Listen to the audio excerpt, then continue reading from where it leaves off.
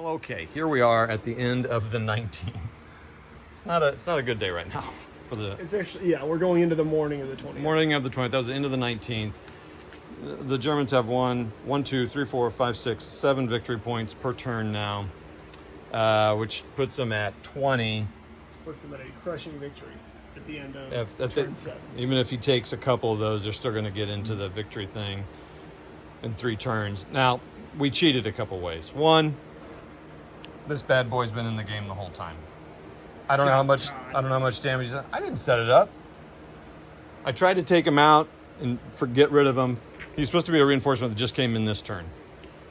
I'd say a much bigger problem than that, though, is that you can earn you can use casualty points by retreating, and neither one of us were doing that until we were 2 turns ago. We were just committing a unit for 1 casualty point or eliminating one for 3 instead of committing and retreating or retreating for 1. Yeah, and that would have made a huge difference. These stacks would not be quite as high. They are colossal. Yeah, so, but because this was all in the first 3 turns, this was the next 2 turns.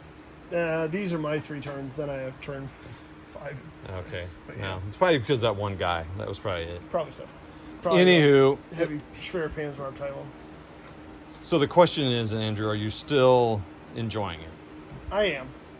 I'm getting the shit kicked out of me. We feel like But I am. there's some little things about this. So what's cool is it's not too complicated, but there are how many pages of rules are there? And they are at about literally an 8-point font. It's actually not. So it's like what, 10? Yeah, 10 pages of rules, 2 column, pretty small, but there's just a lot of little intricacies.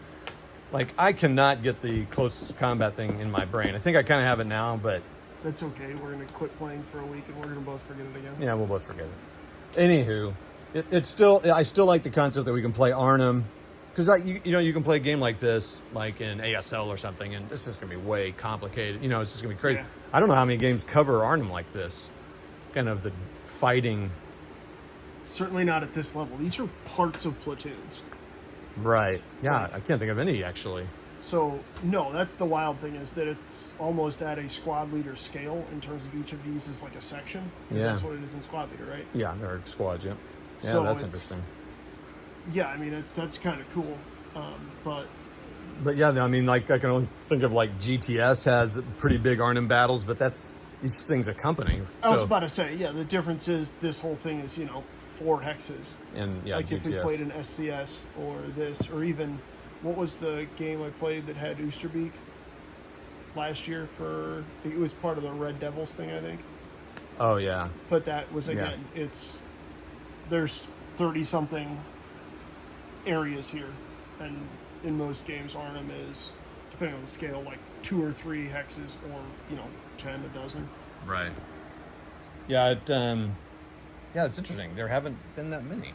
Yeah, I mean, it makes sense. It'd be hard to do. Like, it's not a. Well, yeah, and it only lasted 4 days. We're like Stalingrad lasted many more. That's right. So it's like several months. And over a larger area, so you can move the battle around stuff. Yeah. So that makes sense why that's. On the bright side, we did establish that in the quest to make this 3D, I will do all the units, and Todd is going to make the 3D board.